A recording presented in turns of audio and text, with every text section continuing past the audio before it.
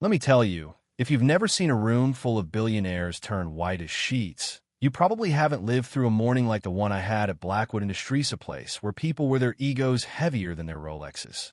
So, picture this, it's barely 9 a.m., marble floors shining, coffee barely cold, and there's Richard Blackwood, the man who owns half the skyscrapers on this block, standing there in front of all his pet executives, tossing a contract my way and saying, "So you think you're smart? Prove it." Translate this into Mandarin for all of us. Yeah, that happened. I'll admit, I paused for a split second. Maybe it was the way he twirled that platinum watch around his wrist, or maybe it was just the roaring laughter from the suits around him, their phones already out like they were about to catch the next viral fail. And there I was, Camila Santos, cleaning lady at 34, standing in the middle of a room where everyone thought they knew exactly who I was and what I was capable of just because of the uniform and the color of my skin. But you know what I mean? Life has a funny way of bringing you back to the same kind of humiliation over and over, until you either break or learn to play the game better. They didn't know I was a magna cum laude Harvard grad in applied linguistics, no less, fluent in 7 languages, including Mandarin, legal translation. That was my thing before it all fell apart. Before a certain Dr.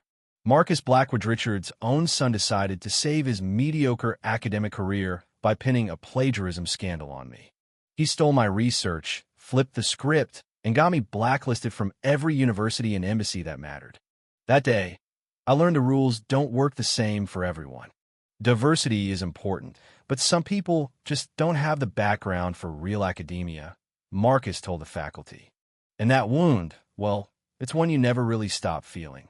So there I was, invisible to them, but always listening, piecing together secrets from documents they left lying around: Mandarin, Arabic, Russian, Japanese. Contracts, mergers, joint ventures, all those languages, all those secrets, none of which they thought someone like me could understand. Over 2 years, I saw enough overbilling, shell games, and flat-out money laundering to make a prosecutor drool. Back in a room, as their laughter hit its peak, Marcus swaggered in, and I caught that look like he wanted to see me break. He even threw in, "Some people need to know their place." Diversity has its limits, doesn't it? If you've ever been the punchline in a room where nobody expects you to punch back, you know how sharp that sting is. Their CFO, James, was already filming. Sarah from HR just smiled, happy to watch someone get put in their place. But I had had enough.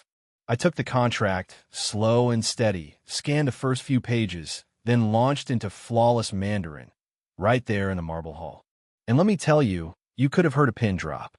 Every word, every inflection like music in a graveyard. Then, in English, I broke it down. This clause here, page 187, lets Louis Holdings take control if they find any funny business in your American subsidiaries.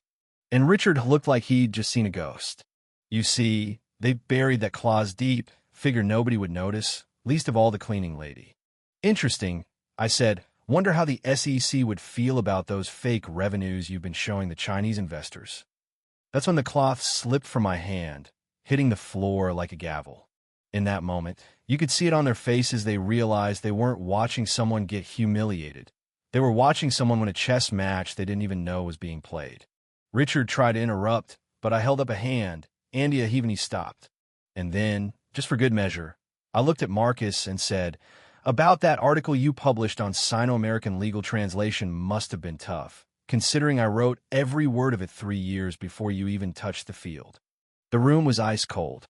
Word got around fast, but Richard spun his own version, told everyone I just memorized a few fancy phrases to show off, kept the story tight to save his own pride. Marcus, meanwhile, started dropping even more documents on my cleaning card in Arabic and Russian, with snide little notes daring me to translate. The joke was, every time he tried to trip me up, he just gave me more ammo. And in the middle of all this, I met David Chuna, real straight shooter, internal auditor, 15 years in the company, always polite, always watching. Turns out he'd been sniffing around the same dirt, finding 2 sets of books for the Hong Kong subsidiaries. "It's like there are 2 versions of everything," he told me. I knew then I'd found a real ally. Behind the scenes, Richard's campaign of humiliation got pettier extra cleaning, more jabs during meetings. But I played the long game.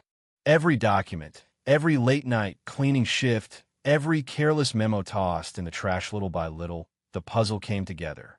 The real twist came when David slipped me a flash drive original financials, the uncut versions before Richard's edits.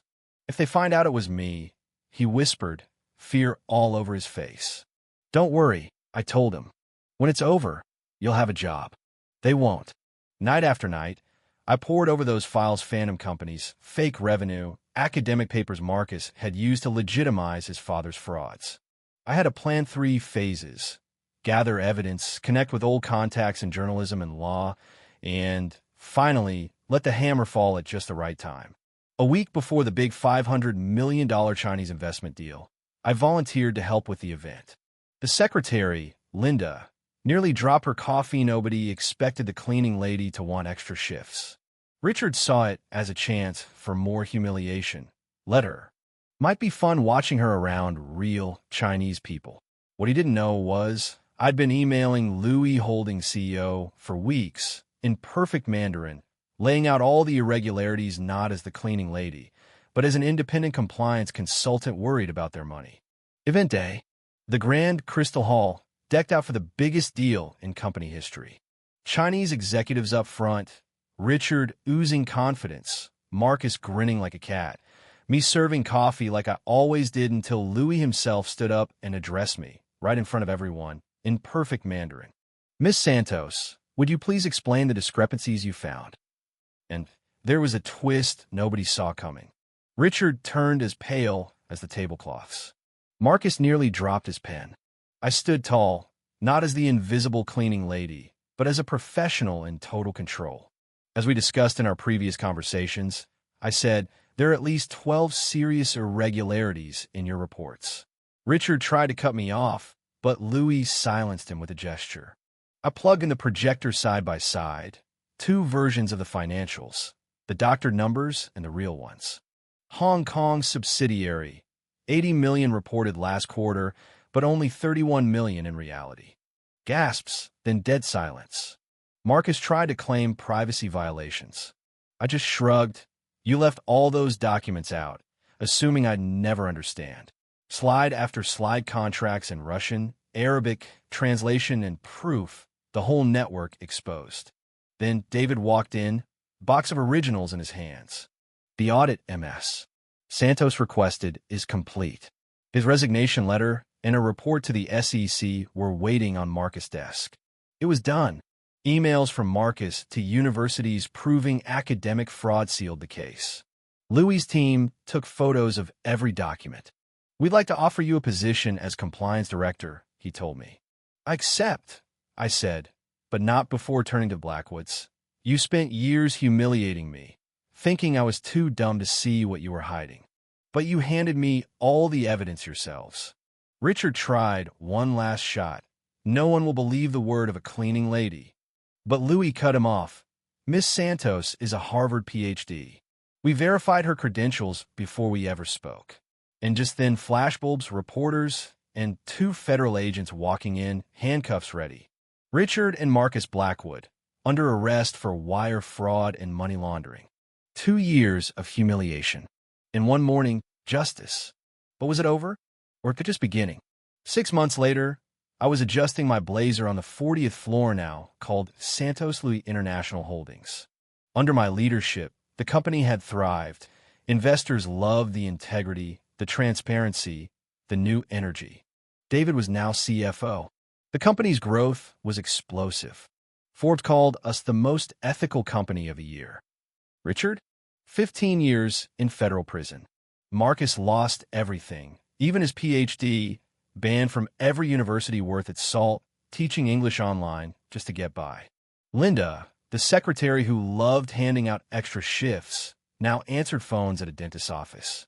One afternoon, David brought in a business magazine. There I was on the cover, from cleaning lady to CEO Wall Street's smartest revenge. 8 pages chronicling the rise, the scandal, the public reckoning. But the real victory was when I cut the ribbon on the Santos Educational Center in my old neighborhood. Free language courses, job training, 200 people came. Kids who looked like me lined up for selfies, hungry for proof that they could break barriers too. Louis announced a $50 million scholarship fund in my name. And that evening, in my penthouse, I got a call from Prison Richard Blackwood, broken and defeated. "You were right, Camila. I'm sorry I underestimated you." I told him, "You didn't underestimate me, Richard. You despised me. There's a difference. And now, you're paying the price." After I hung up, I looked at the city lights stretching out forever. Job offers on my desk from the UN, the White House, top consulting firms. 2 years ago, I was invisible. Now, the world was at my door. See, the lesson here isn't about revenge, it's about never letting someone else decide your worth. It's about building something so undeniable, so magnificent, that your enemies realize they never even stood a chance.